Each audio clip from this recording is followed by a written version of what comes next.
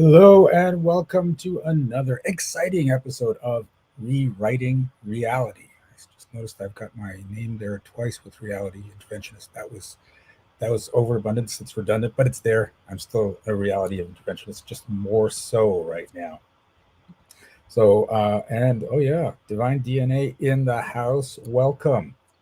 So, for those of you new to the show, what happens here is I have a different guest on each month. And it's not just the interview process. I bring on the guests, we learn a little bit about them, and then they coach me on their area of expertise. And if that's not enough, you don't get to learn from me getting coached, then I coach them using energetic magic. So they win, I win, you win, we all win. It's amazing. It's fun. We've been doing it for a few years now, and it's turned out so well. So let's see who we've got on the agenda for today. It's Joel Salomon. Hey Joel, how's it going? Great, Shiraz. Great to be here. Thank you so much for having me, and it's a great honor to be here with you today. I'm so happy to have you here. Now, for those of you who don't know Joel, he is a finance and mindful money expert and a master prosperity coach who helps others overcome obstacles standing in their way of financial freedom. Who wouldn't like to have some financial freedom? Joel's also an award winning TEDx speaker, workshop facilitator, and frequent television and podcast guest uh, who has been quoted in the Wall Street Journal, Newsday, US News, and World Report, and interviewed in Forbes and on Bloomberg Radio. Holy crap, Joel. As a manager of a $700 million portfolio, the creator of his own successful hedge fund, and author of three best selling books: Infinite Love and Money, The Nine Money Rules, Money Rules Millionaires Use, and Mindful Money Management. Joel is an expert in the field of finance and the mindset of money. Just as he teaches in his books and seminars, the true foundation of wealth and financial freedom is a mindset of abundance, self worth, gratitude, love, and service. Whew, that's quite the resume, Joel. Thank you, thank you, thank you. All right, so let's hear about this. You are that $700 million portfolio. You've been on multiple shows, media appearances, and of course the books. When did this whole thing on prosperity, on money mindset, become important to you? I'm like, it should be important to everyone, but a lot of people don't get there. So, what happened with you?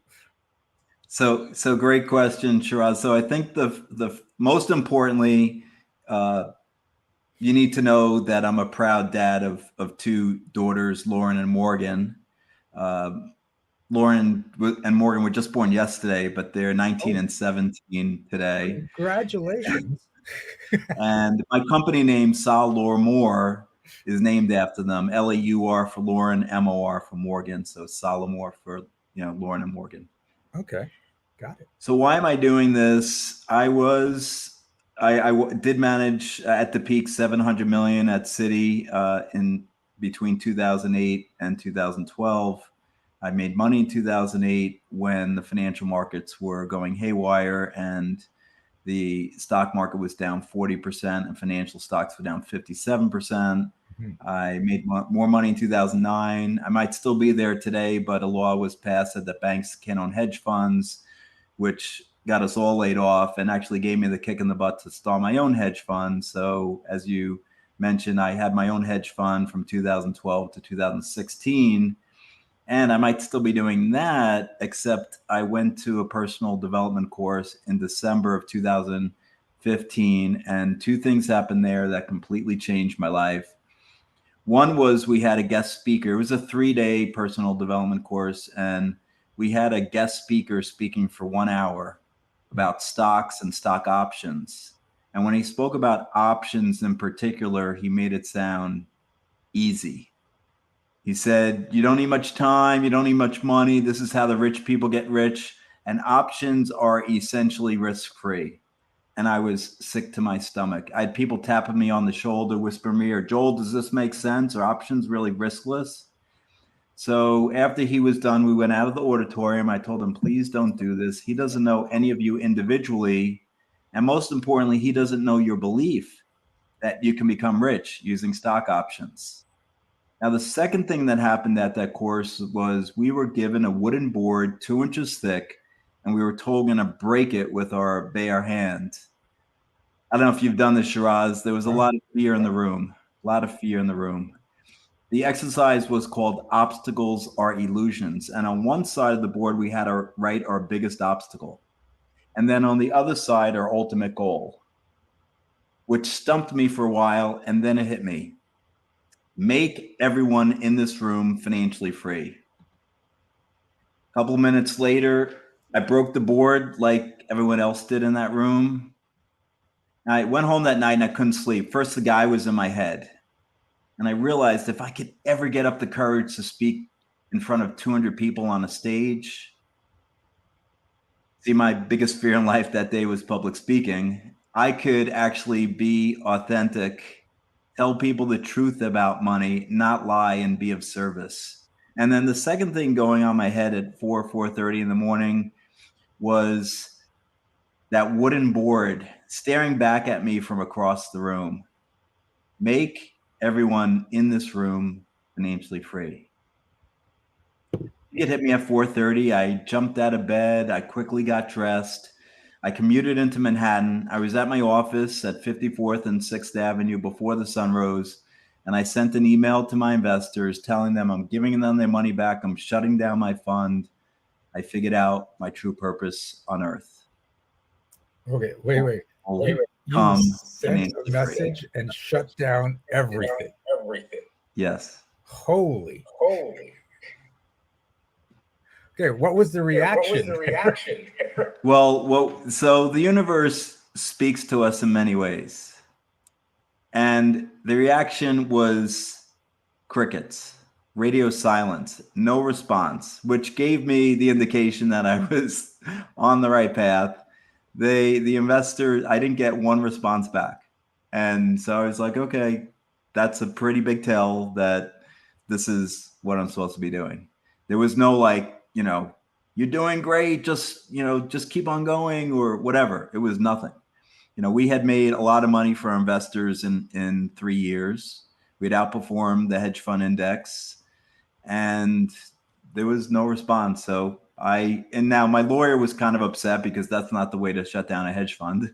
But, and it did take many months legally to close the legal entities and so on and strike the final value for the fund. And it took most of 2016, but my head was already elsewhere. And, we sold most of the securities in the next 10 days and all of them in the next 90 days. Wow. But yes, so that's my story, why I'm doing what I'm doing.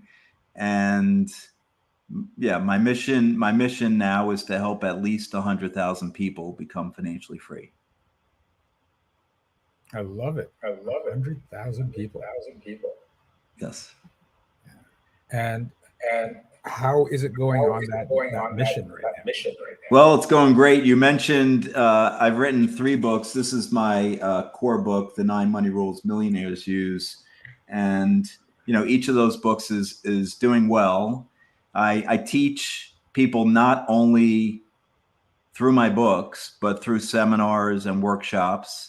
I have a monthly membership that I started about 18 months ago.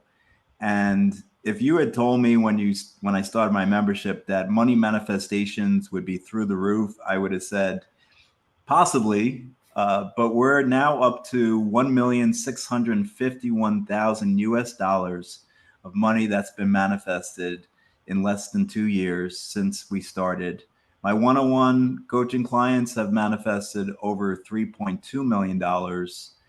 And so the money manifestations are coming in, the energy is shifting, and we're on our way towards reaching that goal of 100,000 people. Wow. That's incredible. So you have those 9 rules. Are you willing to share any of those rules? Absolutely. Okay. Rule number 1 is it's in alignment with everything you teach, Shiraz. It's when you believe. Mm-hmm. Rule number 1 is when you believe. And I tell my clients that I can teach you about stocks, I can teach you about real estate, I can teach you crypto, I can teach you to get your business to the next level. But if your mindset is not in the right place and you're doubting yourself, hashtag doubt the doubt, by the way.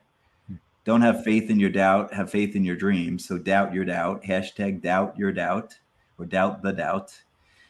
So you have to have faith in your dreams and you have to believe in your business or believe that you're going to be making money.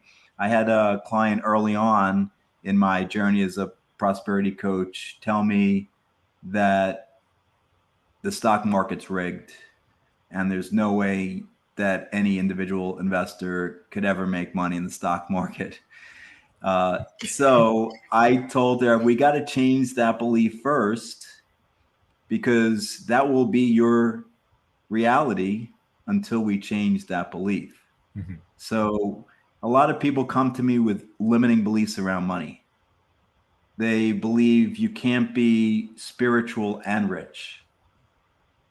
There were a lot of things I was taught growing up as well. You know, I was taught that's too expensive. We can't afford that. Money doesn't grow on trees. I got screamed at if I left the light on in my room. Joel, we're not a shareholder of Long Island Lighting Company. Shut that light off. That didn't serve me, right? Those thoughts of lack and scarcity, worry and fear does not serve you. And so understanding your belief around money first so you can shift that belief from a limiting belief to empowering belief is the most important rule, or one of the most important rules of the 9 money rules.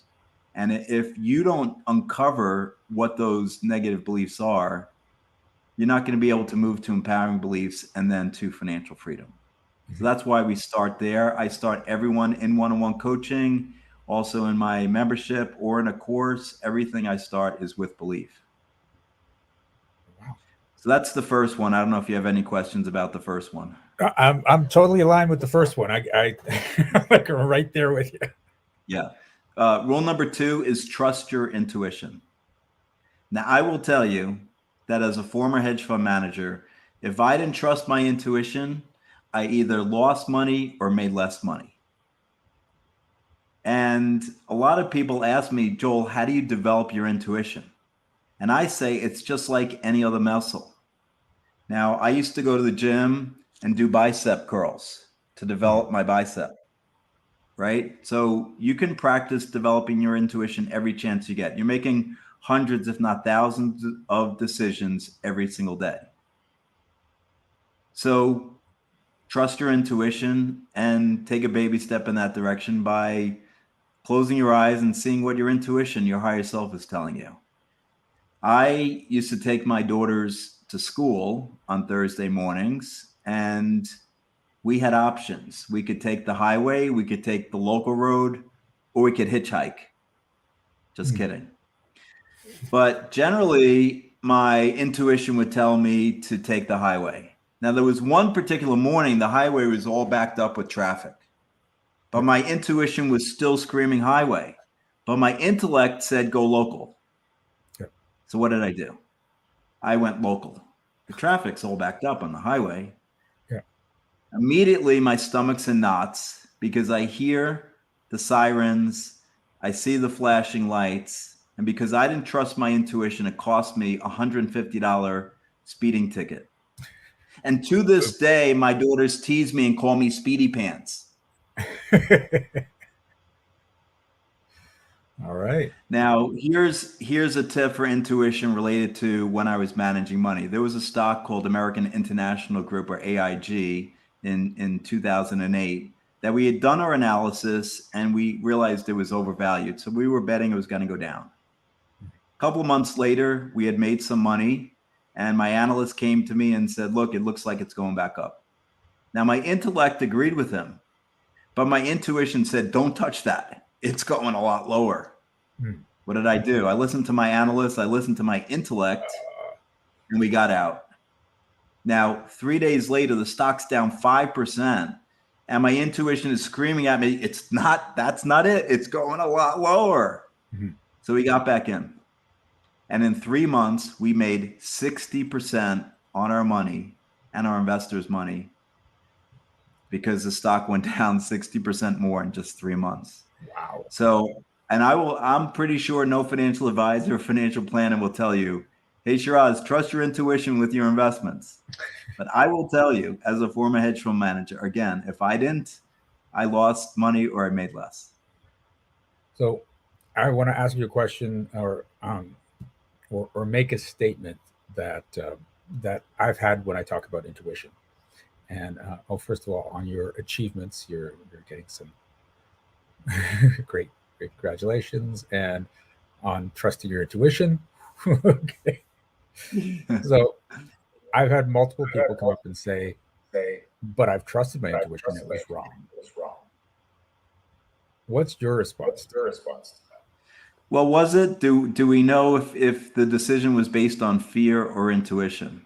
Because a lot of times fear comes up and we don't distinguish between the fear and their intuition. And then the other thing is, if you look out from a 30,000 or 50,000 point of view, Mhm.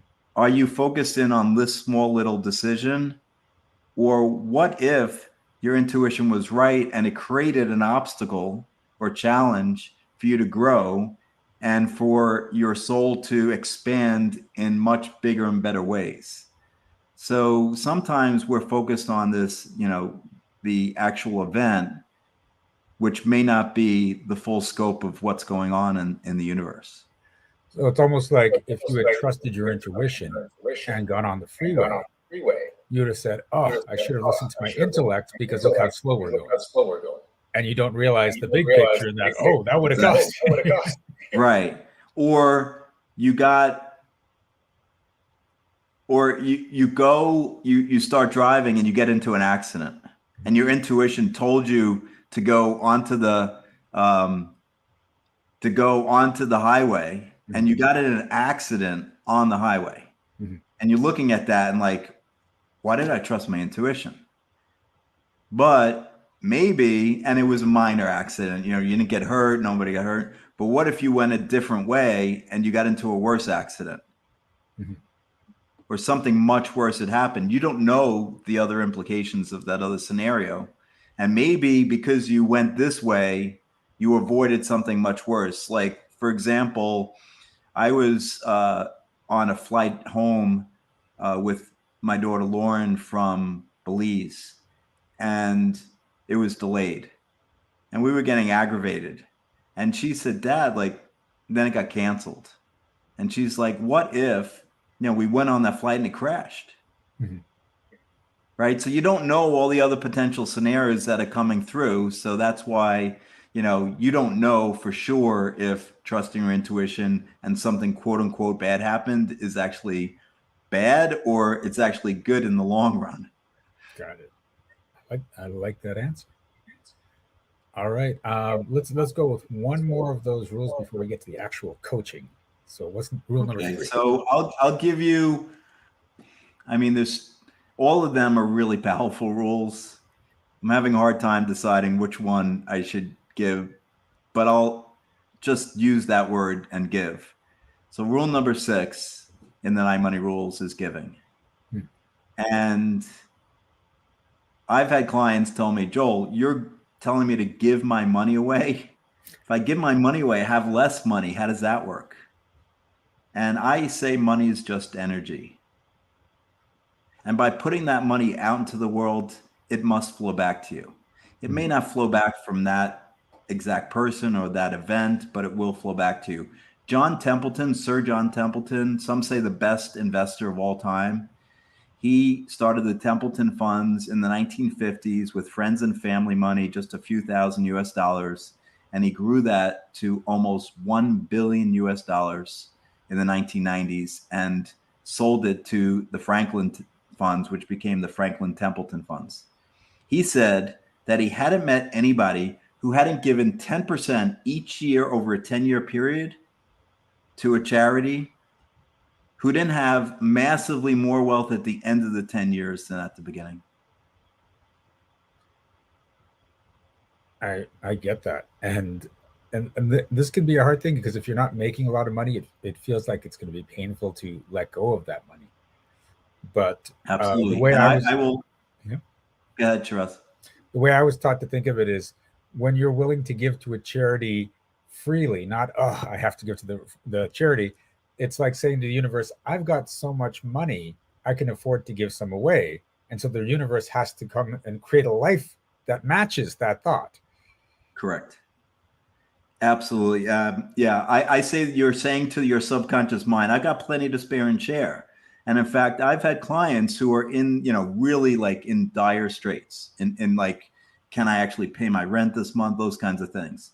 And I tell them to give, even if it's 5 or 10 US dollars, whatever, because it's creating that mindset and creating the flow where if you're hoarding, protecting, there's no flow.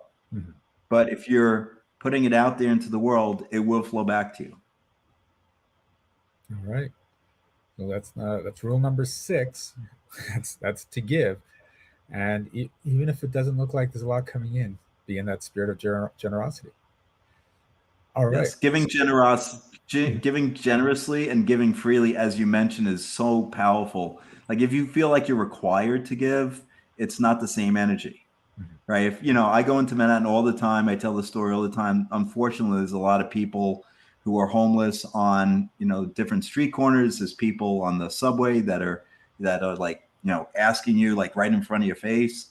And if you don't feel called to give from your heart, then I would recommend not, Yep. because it's the same energy you're putting out, you're getting. If you feel constrained and worried, but if you are giving generously, as you said, or giving freely, that's when it's really powerful.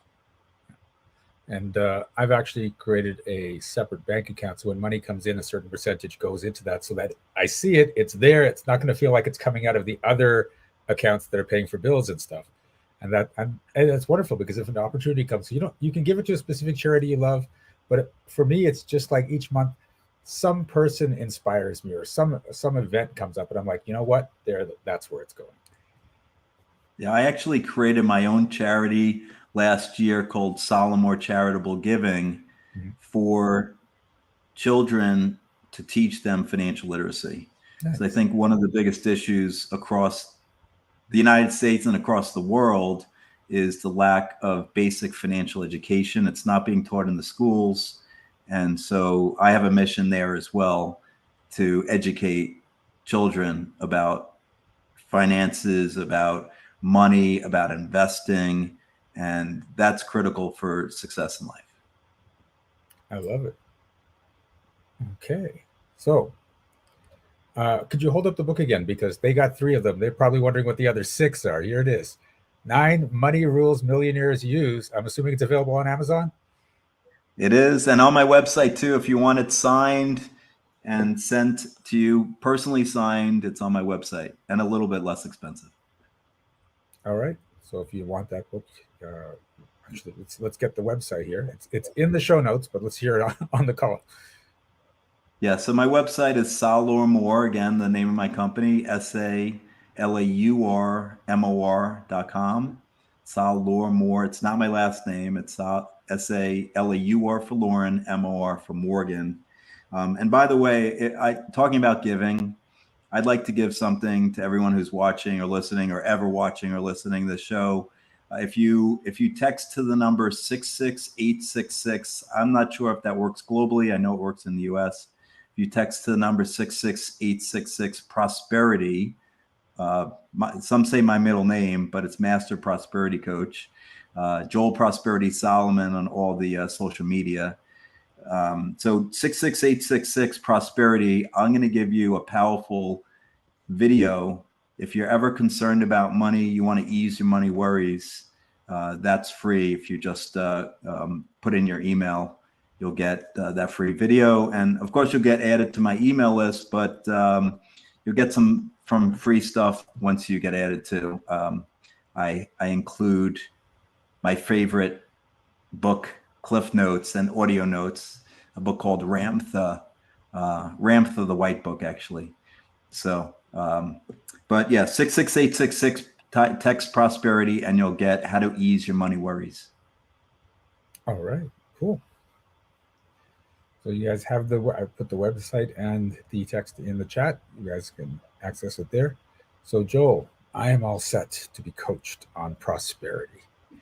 What do we do? Hit me with it. So my question for you is, right now, what is your biggest money challenge? My biggest money challenge right now. So I'm launching a new program, and it's the most expensive program I've ever created. It's $100,000. So the money challenge is finding people that are up to that type of investment to 10 times their money.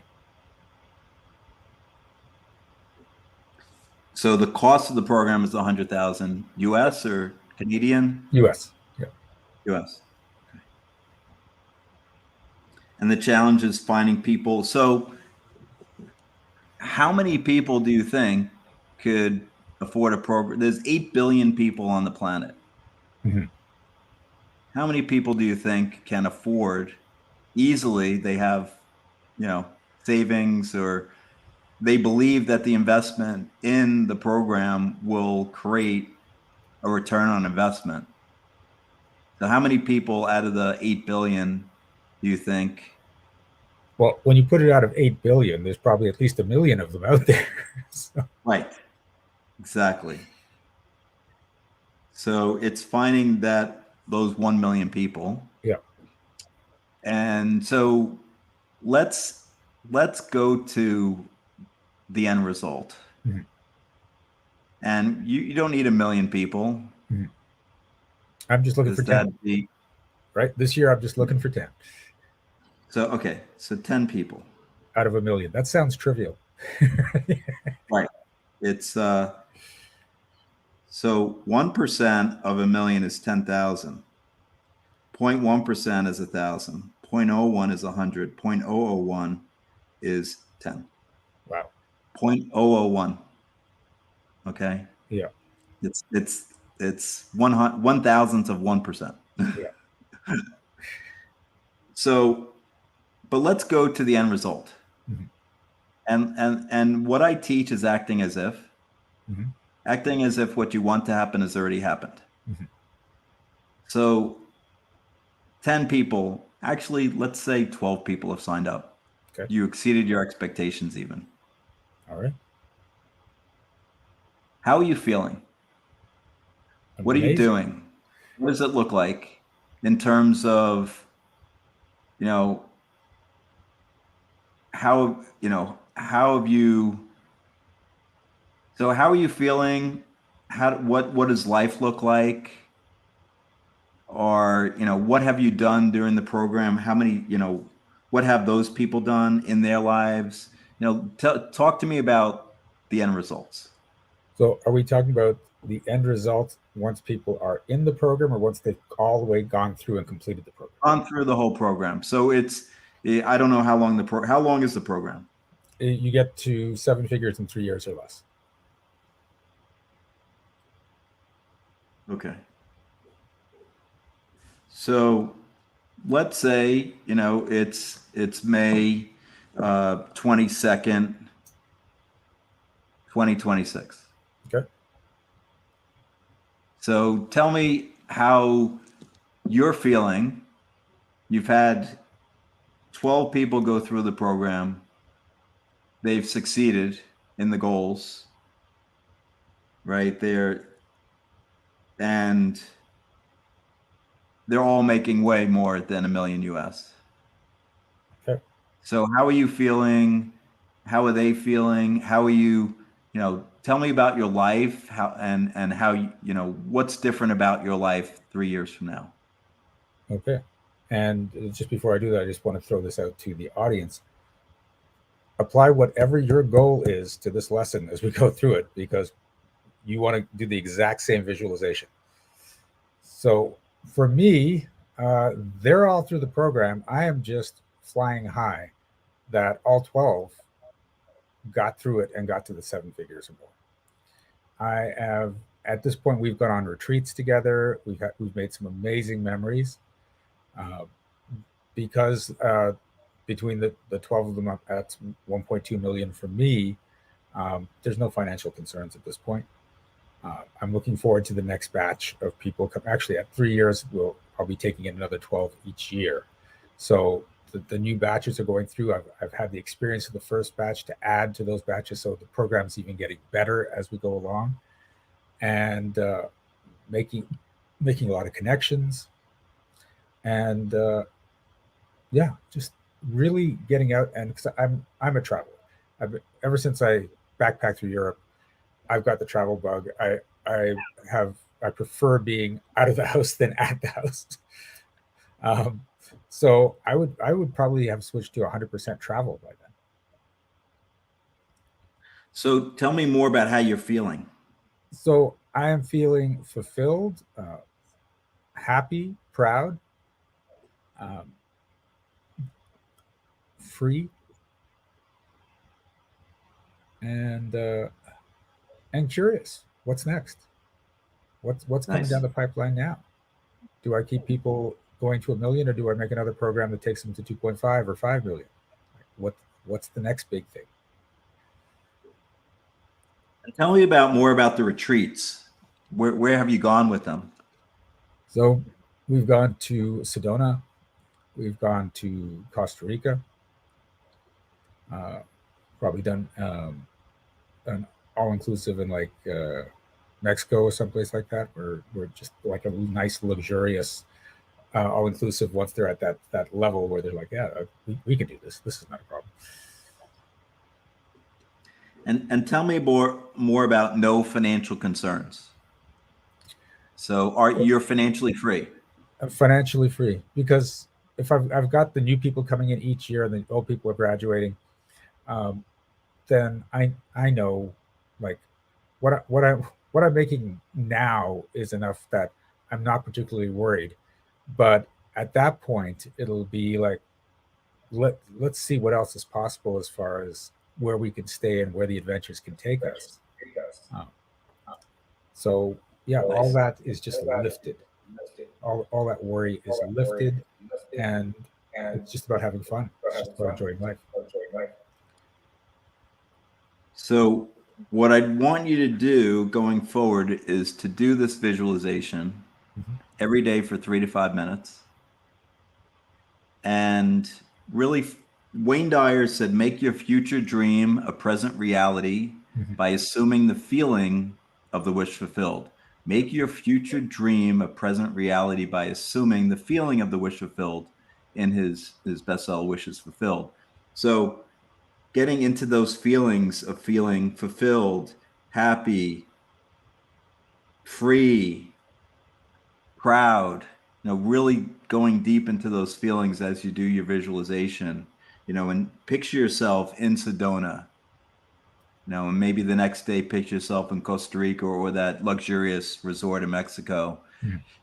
And so what I'd recommend is actually rule number 4 in the 9 money rules, which is visualization.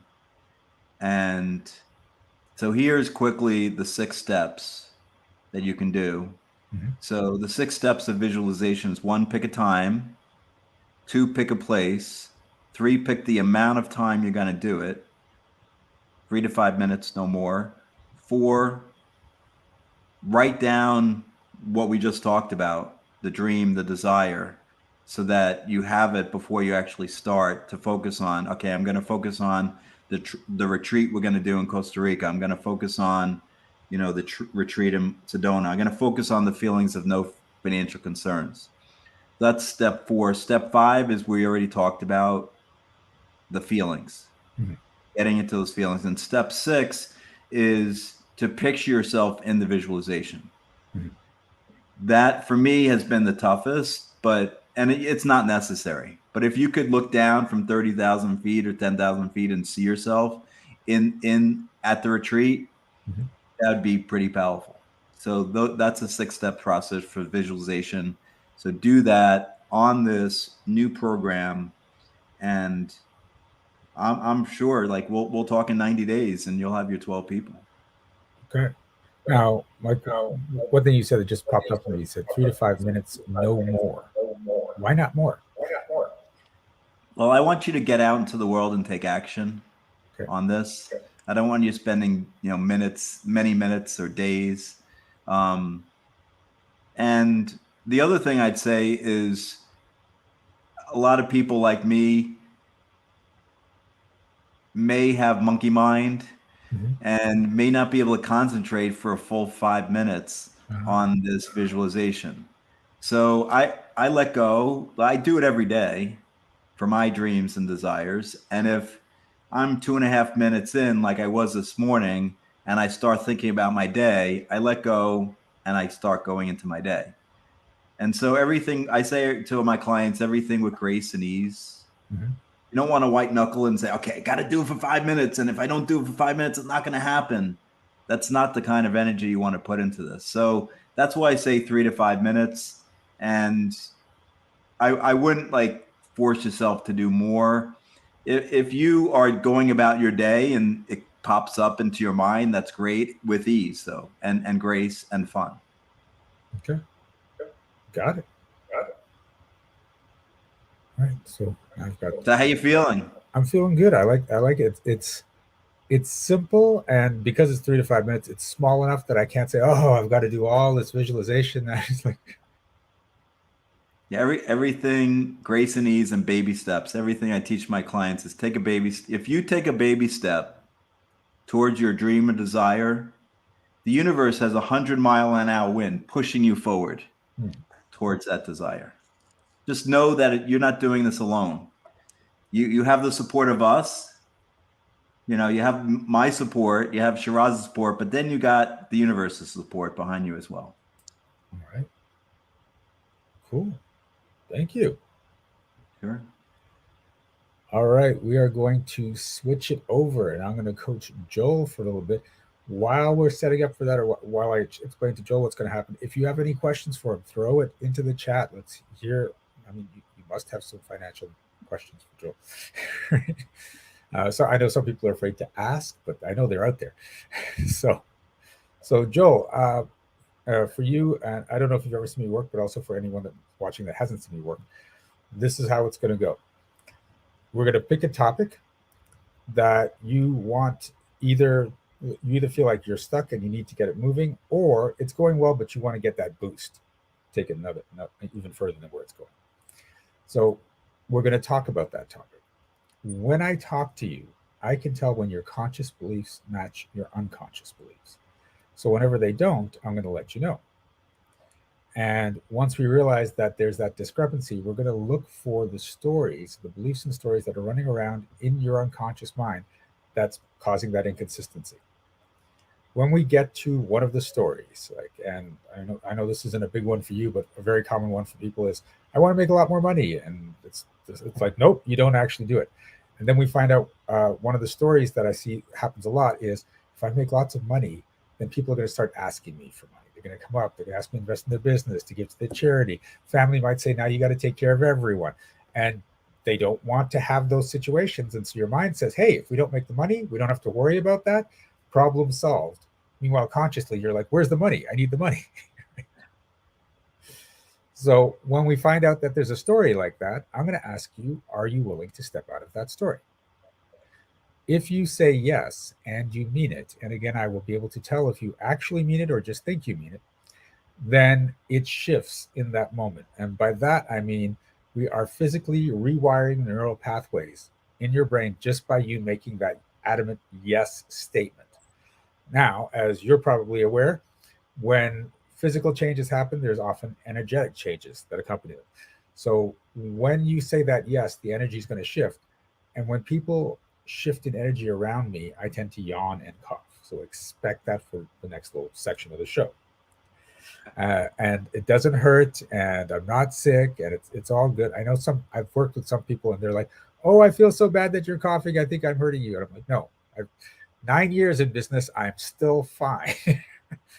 So, okay, and that's it. Now, if you hear me say "ow" at any point, it's that you're saying I want this to shift, but deep down you're like, "Oh hell no, that's not shifting." Right? And I'm feeling that pushback on what we're talking about. And it doesn't really hurt me, but it gives me an idea of the intensity in which you're resisting the change you say you're asking for. Now, just for a feel I'm getting from you, I don't think there's going to be ows or big ows from you, because you seem very, very coachable.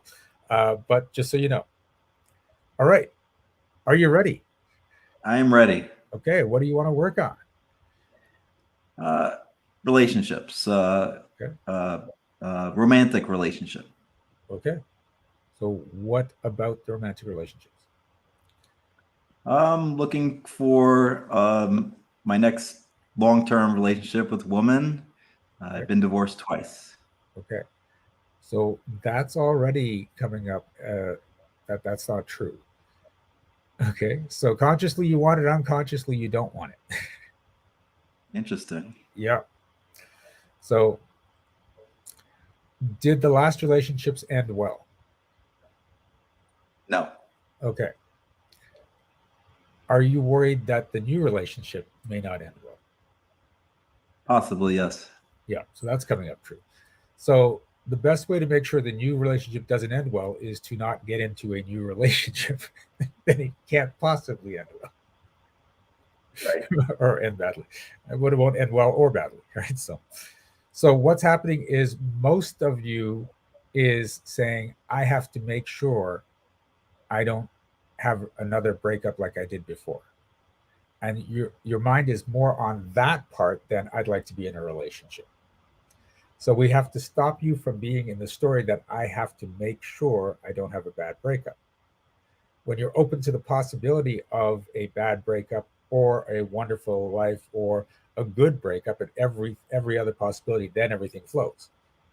So are you willing to step out of the story that you have to make sure you never have another bad breakup? Absolutely.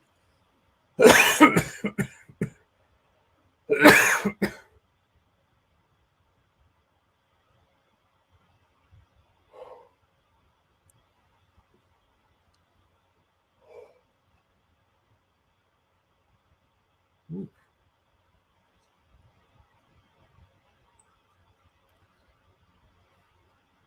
okay. Are relationships a lot of work? They can be. Okay. Let's believe that there don't have to be a lot of work. They're easy. Okay, so that's not coming up They true. can be easy. They can be easy. Yep. See, what you're saying is accurate. What you're feeling is different. So are you willing to step out of the story that relationships are always a lot of work? Absolutely.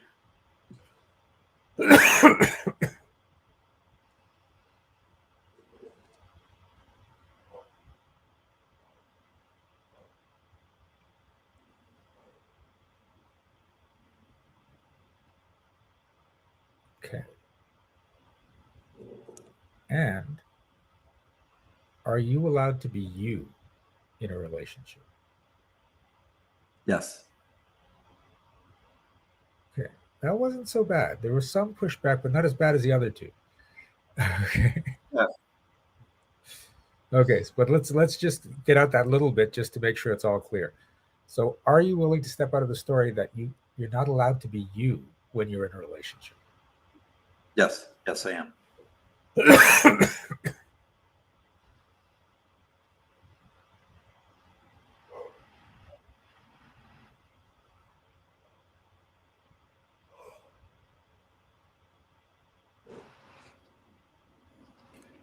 And this is actually quite common. There's so many people I've worked with that are in relationships, and both partners are striving to be what they think the other person wants in a relationship. And so neither of them are fully in the relationship, and then they're wondering why they're having problems. So, It's good to be you. It's yep, good. It's good to like be your authentic self. If you're not your authentic self, then it's gonna be tougher to be in a good, loving, caring relationship. exactly. Oh,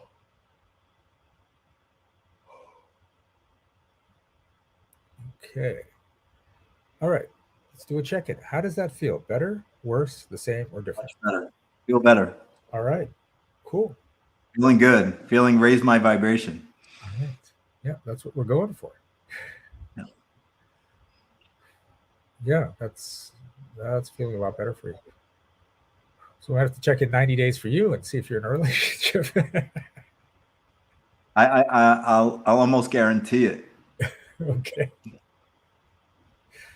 All right. So, whew, yeah, there's still a lot moving there. Whew. It's like we open something and you're just releasing all this stuff. Ready indeed.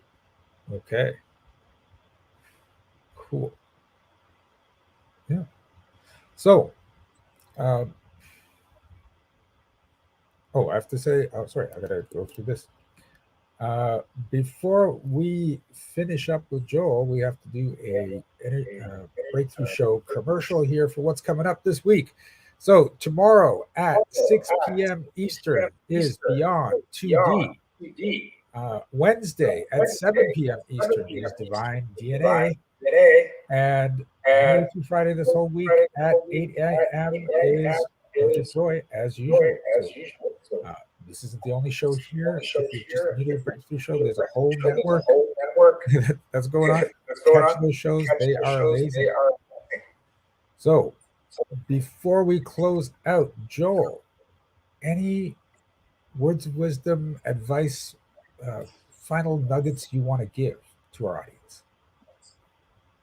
I'll just repeat what I said earlier. Hashtag doubt the doubt. I think that's the biggest concerns, the biggest issues my clients have, and I think I've seen it around the globe is, doubting yourself, not believing in yourself. We were taught growing up, criticize, and then we transfer that and keep that throughout our life. And I know in my businesses, I had overcome a lot of doubts of my own and then criticism from outside. So, it's something to work on every day. Hashtag doubt the doubt. Have faith in the dream. All right. Hashtag doubt the doubt. Well, Joel, this has been fun. And thank you so much for being on the show. I think a bunch of people are going to be grabbing that book after the nuggets you gave out of it. And remember that you can get more from Joel at Salah. I have the pronunciation is Salah Arman. Sal Lore Moore. Salomore. Okay. I'm just looking at all these vowels. Salomore.com or text prosperity to 66866. Yes. All right. So lots of ways. And of course, the information is going to be in the show notes. If you're watching the replay, which a lot of people do, it's right there. Just go to the description and read. Okay. All right. Thanks again, Joel. We are going to head out and we'll be back next month with another amazing guest. This has been Rewriting Reality.